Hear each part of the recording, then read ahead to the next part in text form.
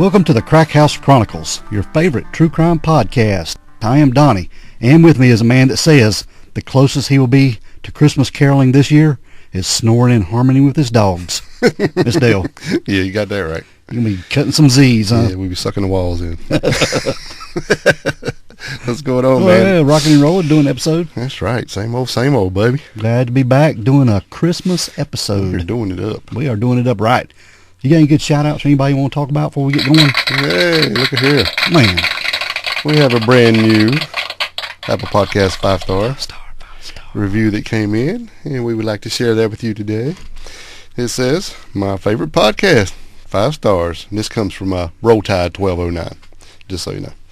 And it says, if you love true crime, this is your podcast. I listen while driving or at bedtime. Dale and Donnie are the best. Man. Short, simple, perfect. Yeah. I mean, I added that bit because that's what it is. That's the way it is. I love it. Perfect. Man, we really appreciate you, Roll Tide, jumping in there and knocking out some letters on there and giving us a little 5-star review. Heck yeah, but don't be making your bedtime your driving time. And falling asleep at the wheel. Yeah, I know. Tell me about it. Yeah. Keep them separate, but we do appreciate you listening. We do, for sure. If anybody else wants to be like Roll Tide, you can go to Apple Fire and leave a rate and review. You can also do it on Spotify.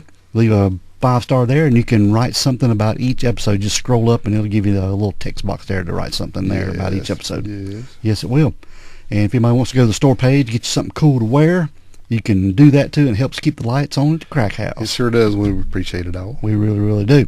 All right, Dale, after we get back from this short break, we're going to get into our Christmas episode, dude. All right, man. Looking forward to it. All right, bud, we are back, and we've got our Christmas episode this week. Mm-hmm. Yeah, Christmas is this week, and this is a terrible case, man.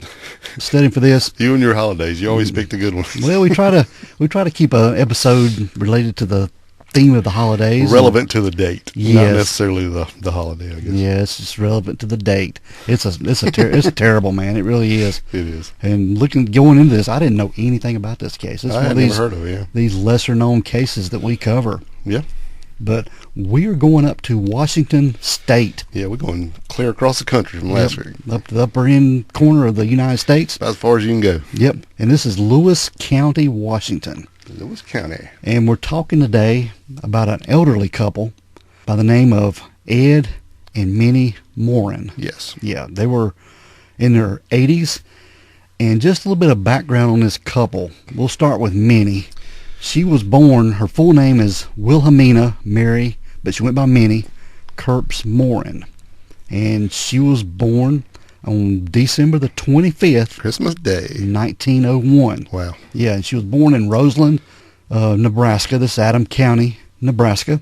And Minnie had married a guy by the name of George, and they had 4 kids together. But something had happened to George, and he had passed away. And then later in life... What was George's first name, you said? Aloysius. Yeah. Yeah. That's a sweet name. But George had passed away. Right. And Minnie, later on, she met a guy by the name of Ed Maurin. And they got married, and Ed just fell right in there to being a stepdad. Right. Those 4 kids. He was just stepped up and doing the right thing. But just a little bit of background on Ed.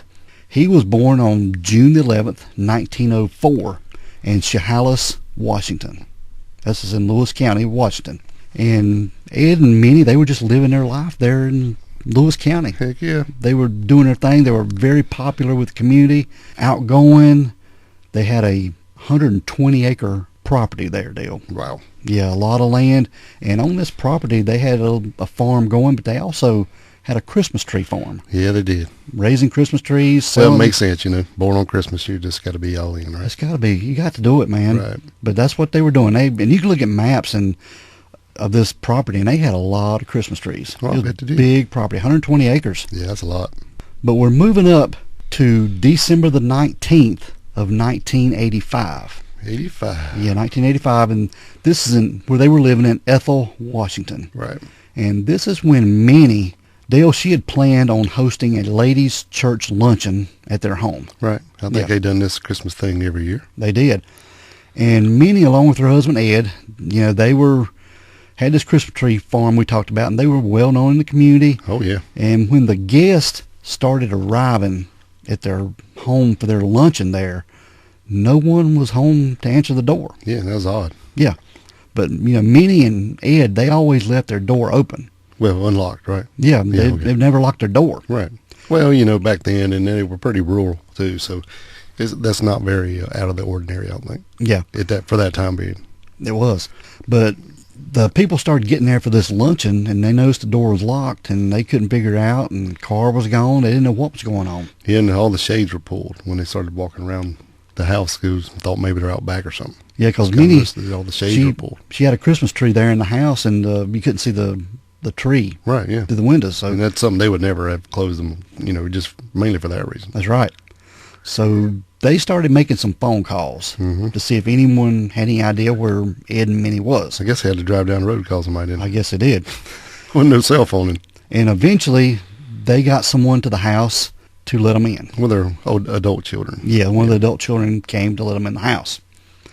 And when they got in the house, they saw something had happened. Yeah. There had been a disturbance in the home. Of some sort, yes. Yeah, there were drawers left open, papers all over the place, and shoe boxes of bank statements all on the floor. Right, which is weird. Very weird. Especially if they knew company was coming over. Mm-hmm.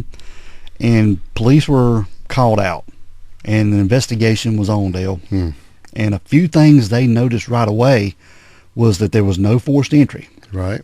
And Minnie's purse had been hidden, and it was behind the couch. Yeah, I think she had a chair she liked to sit in, and then the couch would be right beside the chair, so it looked like maybe she had slid it back and then kind of stashed it, and then actually had a newspaper folded over the top of it. Yeah. Not just laying on it, but like strategically, the way it looked. Yeah.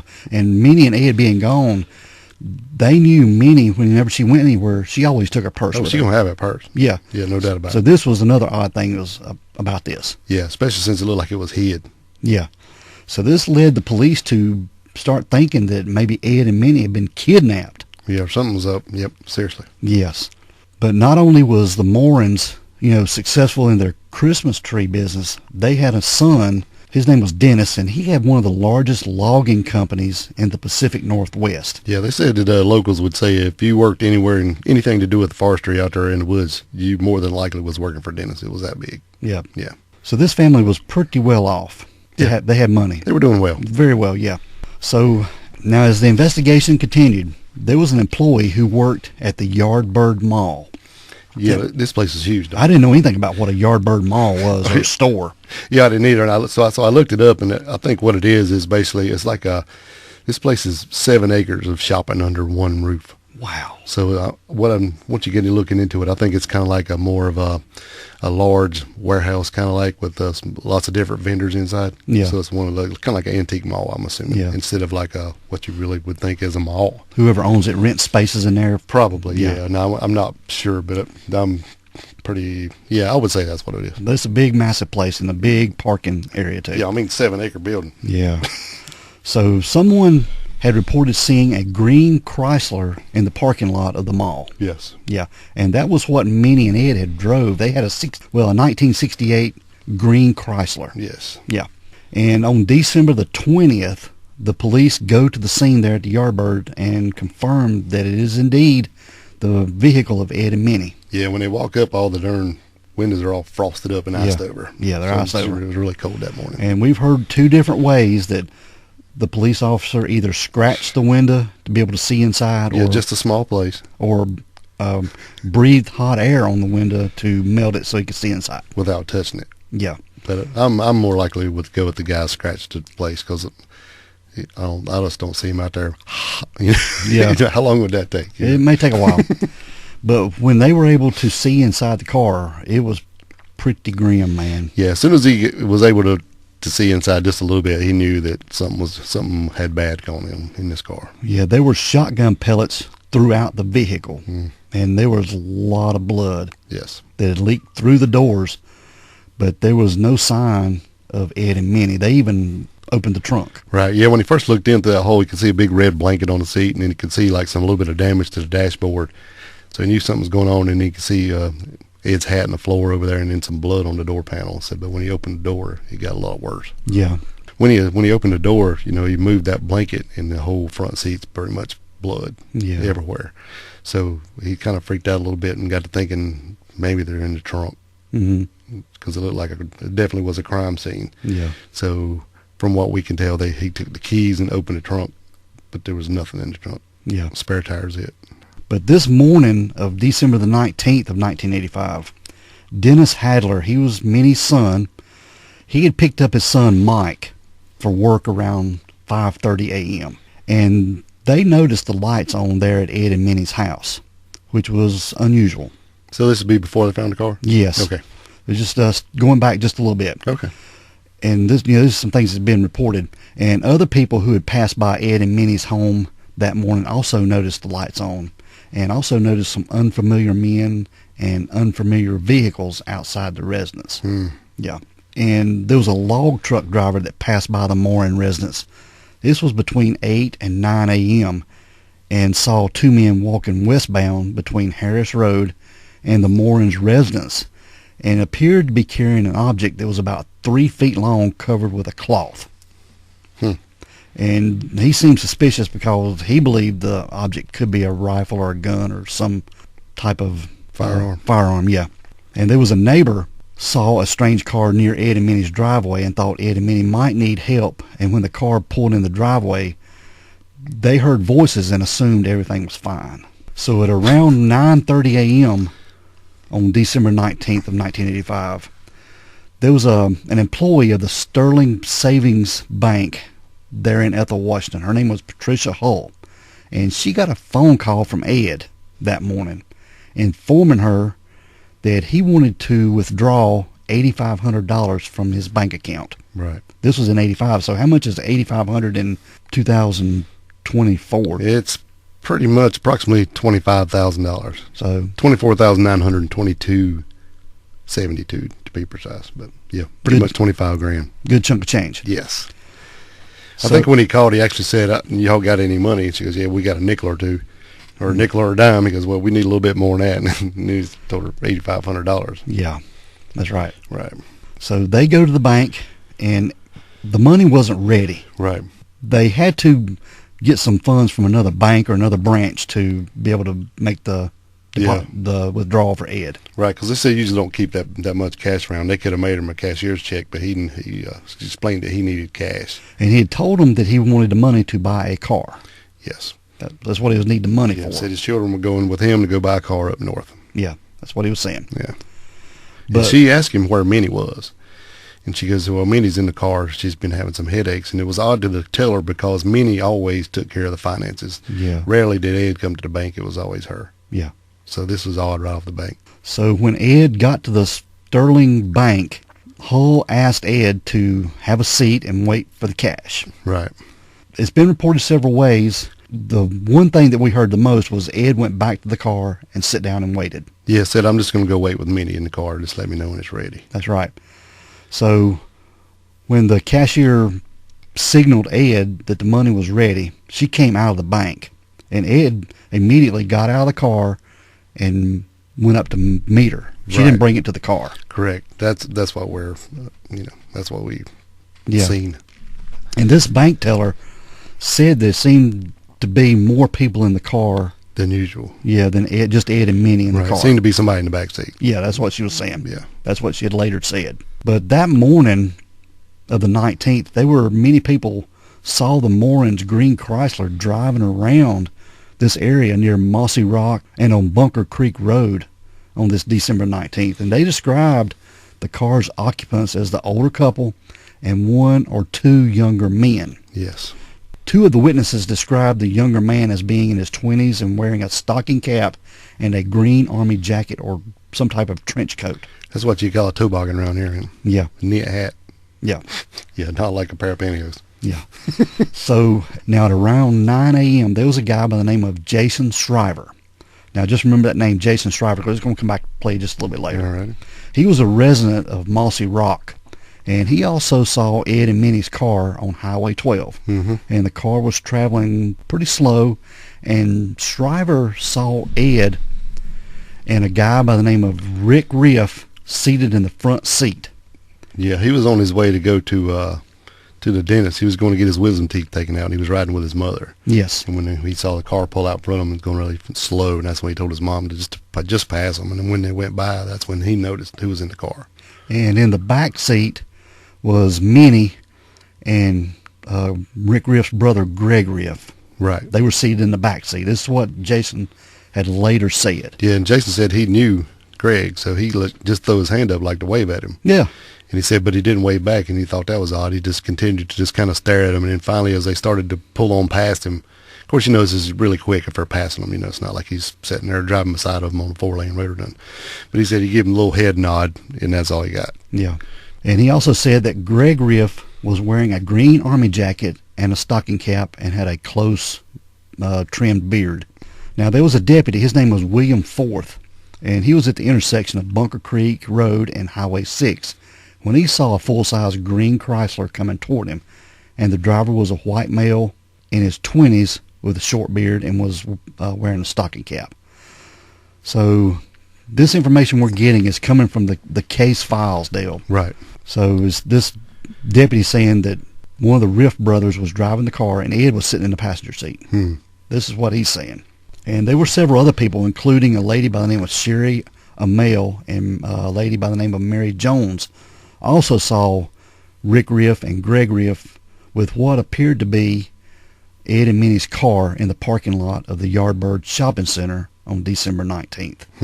This was about 45 minutes after they saw two men wiping down a green Chrysler in the Yardbird's parking lot. Now, there's a man by the name of Gordon Campbell. He saw Rick Riff walking toward the shopping center, and Riff was wearing an olive drab coat with a tight-knit cap carrying what appeared to be a rifle.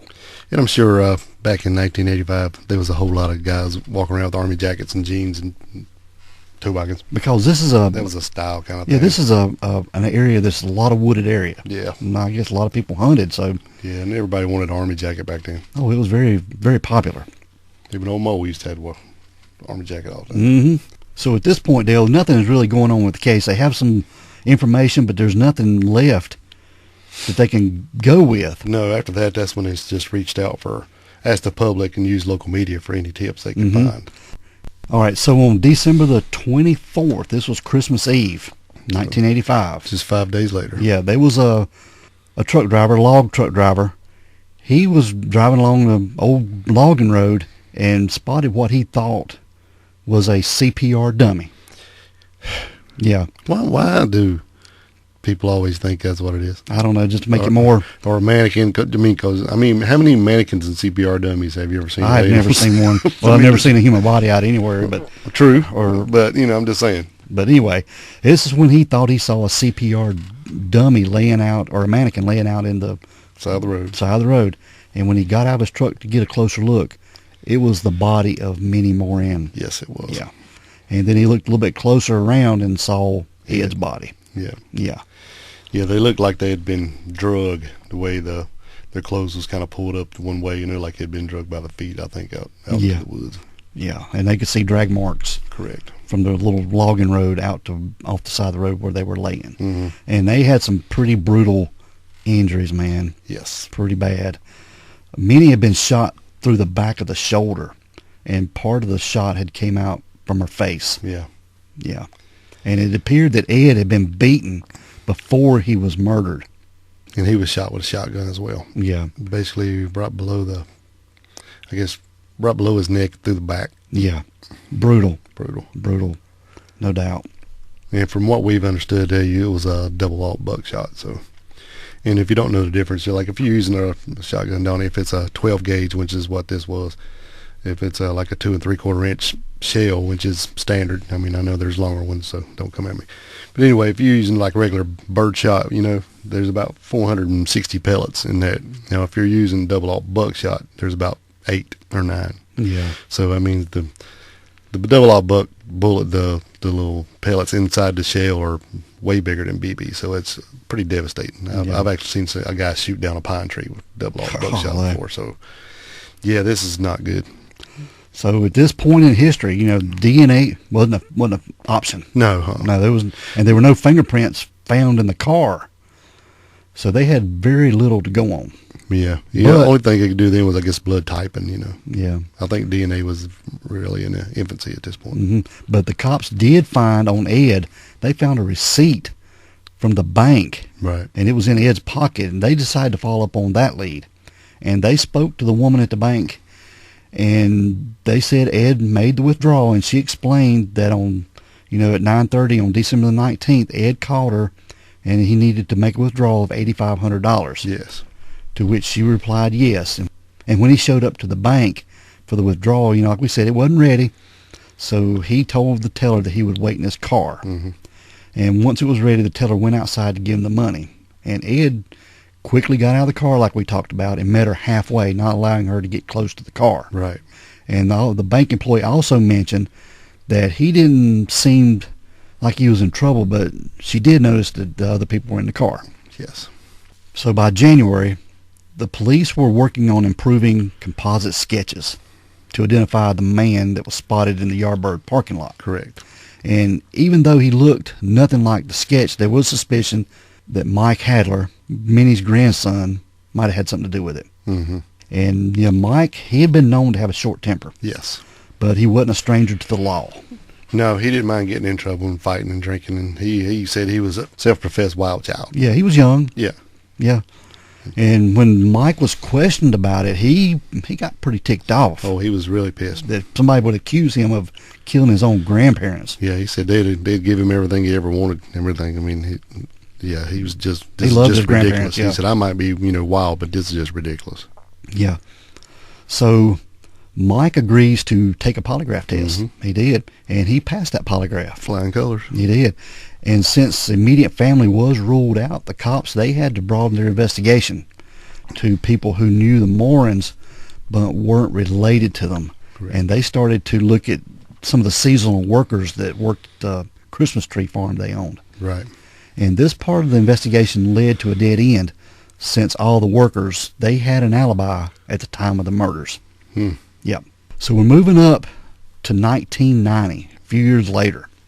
And later in 1990, there was a phone call that was received from a man who claimed that his brother was involved in a double homicide. The caller claimed that this man killed his wife's grandparents and stole their life savings. Now, this guy was a known felon, and he was also married to the niece of Ed and Minnie at one time. Yes. Not currently at this point, but at one time, yes. And this person now was their number one suspect, and they had a plan devised. They were going to get him to come in, but these police officers, they were posing as the mob. That's just funny. Yeah, this is like something on TV. Yeah. And they were looking to recruit him to join their mob. Yeah. And these two detectives, they posed as these mobsters, and they had a meeting set up with this suspect. Yeah, at the airport, I think. Yeah, and during this meeting, the detectives posed as mobsters. They said they heard about a double homicide that the suspect may have been involved in, and they needed to confirm that, as they needed to see if he would be willing to do other things. Yeah, they needed to know something about him, that was really bad, for him to be eligible to join in this mob. So something he hadn't told anybody else. Right. Yeah. Only to confirm to be able to join the mob. Yes. And this suspect quickly speaks of an incident. Oh, yeah, he was really boasting about it. Yeah, that matched the story perfectly. And in the story, the suspect, he said he killed an elderly couple with a .22 Magnum. Yeah. Yeah. So he started, soon, the more he talks, the more his story falls apart. Yeah. But Minnie and Ed hadn't been killed with a .22 Magnum. Right, and he also said he left the bodies in the parking lot and some other stuff. So as soon as he starts talking, they realize that this is just another dead end. So I'm sure this stuff that he's telling that was some of the holdback information that hadn't been known. So he was just making up stuff to try to get the... Yeah, they said he could have read the newspaper and come up with a better story than what he told them. But he was just trying to get street cred for these monsters. He who knew they were cops, He didn't know. So that was pretty much the end of that. Right. So we're moving up to 1992, and there were many tips that were pointing back to Rick and Greg Rife, these two brothers. Right. Yeah. Now in 1991, there was a drug informant had gave a tip about Rick and Greg, and told the folks they need to go talk to Rick's wife, Robin, who is now in prison for some kind of drug reasons, I believe. Mm-hmm. She was in an Arizona prison. And she went to talk to her and find out some stuff. And she knew exactly what they were talking about as soon as they called her up. And she actually told them she would do whatever she could do to help them, and actually had called them. They were now living in Alaska. Yeah, they had moved after the murders. They had left town. They had moved up to Alaska. Right. So Robin actually had called Greg, or she called Rick first on the phone and said, I'm out of prison now, and the cops here are beating the door down. They want to know what's going on. And he's like, what are you talking about? And so he really played it cool. And she tried to get him to admit something about it, because she said that she had actually seen the bodies that day. Mm-hmm. So she knew they had done it. But they both played it dumb, and they wouldn't give her nothing, so they hung up, and then they called Greg. And basically he did the same thing. He just like, well, I don't know what you're talking about. I ain't blow anybody away. I wasn't nowhere near nothing, and I wasn't there for that. So these boys ain't stupid. So they definitely didn't admit to nothing on the phone, so it didn't give them nothing they could go on. Yeah. Even though the lady was trying to help out the law enforcement. There were a lot of tips pointing to Greg and Rick Riff, and they had established themselves as violent drug dealers from the neighboring town. And despite many tips pointing to the Rife brothers, arrests couldn't be made due to the lack of evidence. Right. And there was no murder weapon, no connection between the Riffs and the Maurins, and there was not enough credible witnesses. So from the outset of all this, detectives, they harbored suspicion regarding the Riffs' involvement, in the murders. And despite lacking concrete evidence and probable cause, their relocation in 1987, it sort of shielded them from the questioning or investigation. Yeah, they were gone. Yeah, they were out of town. So in 2002, there was a renewed interest in the case. This is when Minnie's son, Dennis, the one that owned the trucking company, the logging company, he offered a $10,000 reward for information leading to the apprehension of his mother and stepfather's killer. Well, he made a, the day of the funeral, he went up and put his hands on the casket. He vowed to find out who the hell done this to his parents. He put his hand on the casket. Yeah, he vowed to him that he definitely was going to find out what's going on here. Yeah. So he's had this on him too, this whole time. So this $10,000 reward, it sparked a flurry of tips and ultimately revealed some crucial clues. And by 2012, additional witnesses and evidence emerged. It was pointing to Rick's brother, Greg. Yeah. So at some point, Dale, Mike Hadler, this is the grandson, he's pretty upset about his grandparents. Yep. And he's wanting revenge. He's wanting to find out where these Riff brothers are, and he's wanting some justice for his grandparents. Yeah. Some vigilante justice. Mm-hmm. So he leaves Washington State, and he goes to Alaska, and he finds a place up there to stay, and he gets a job. And Yeah. he's looking for them. Yeah. He's gonna take them down. Yes.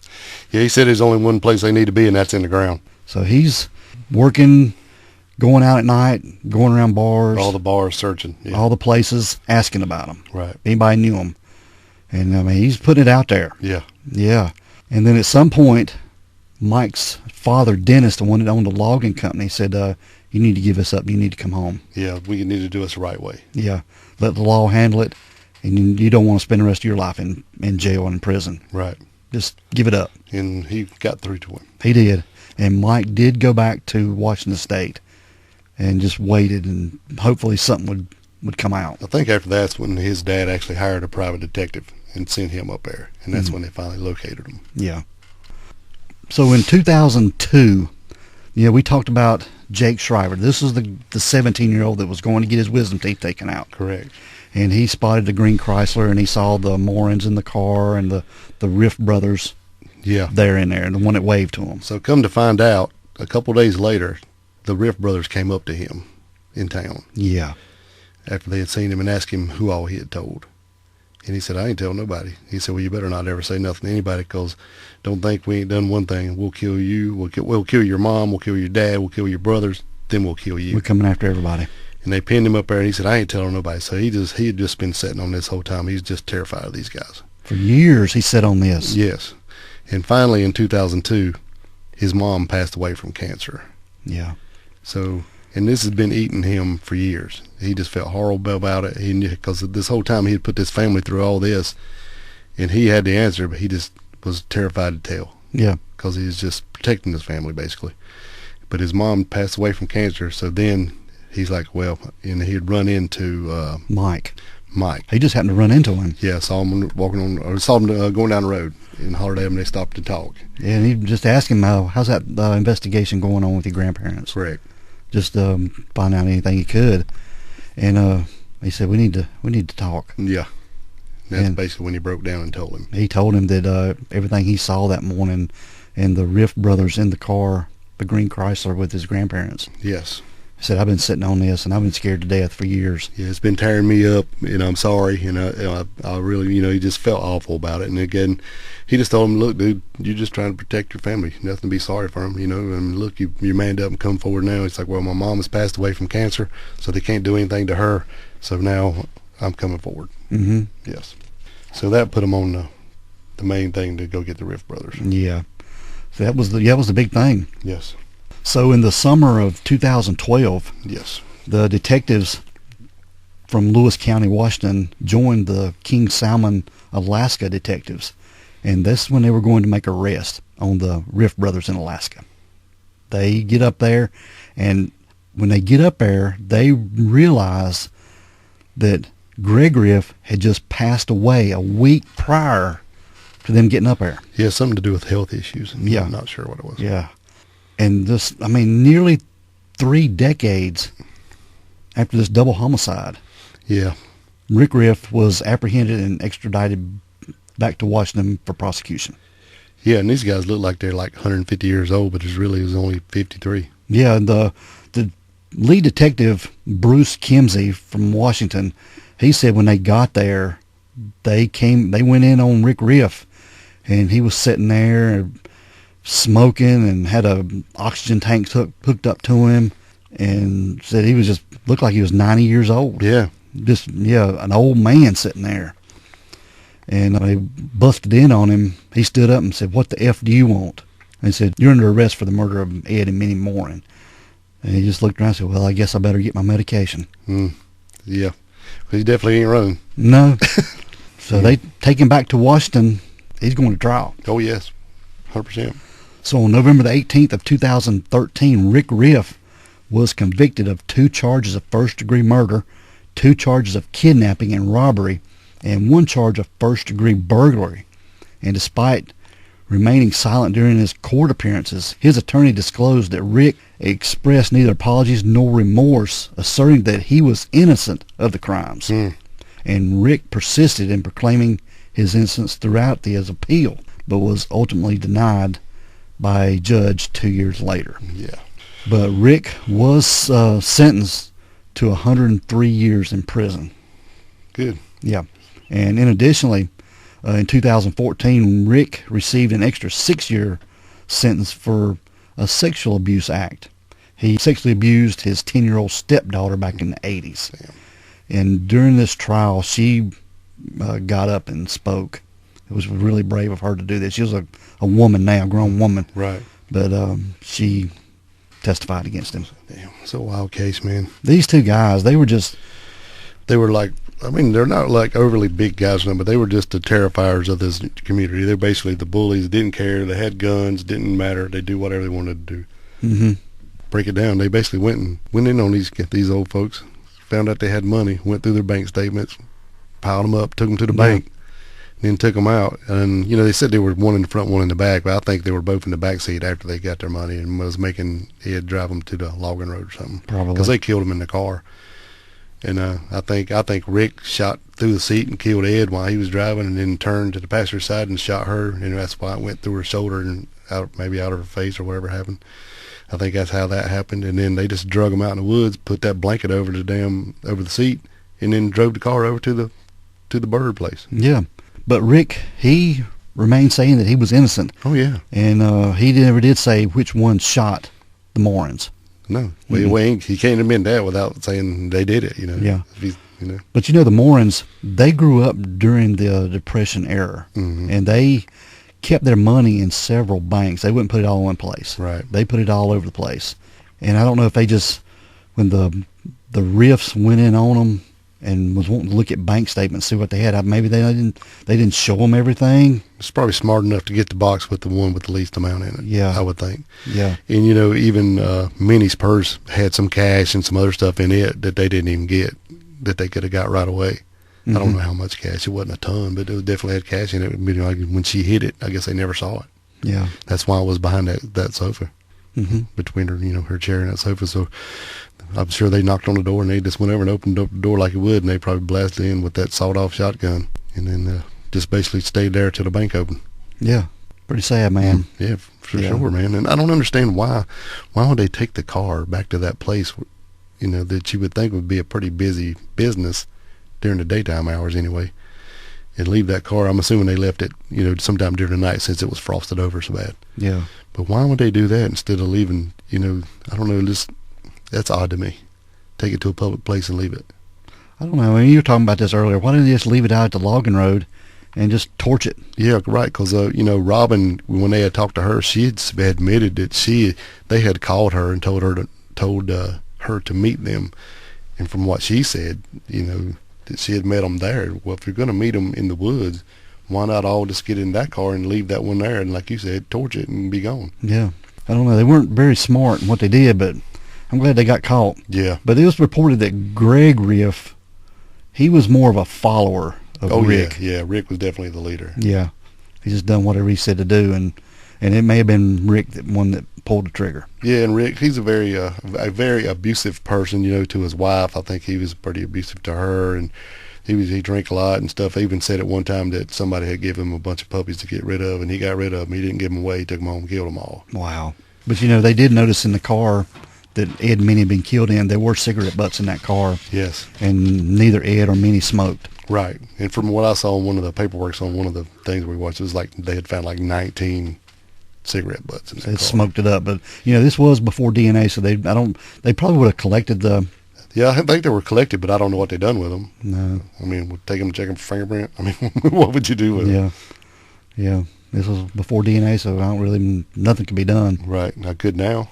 Oh, yeah. They still had them. Yeah.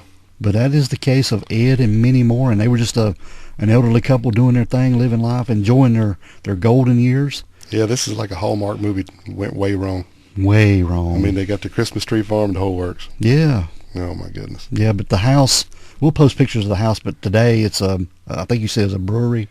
Yeah, a distillery. Distillery, yeah.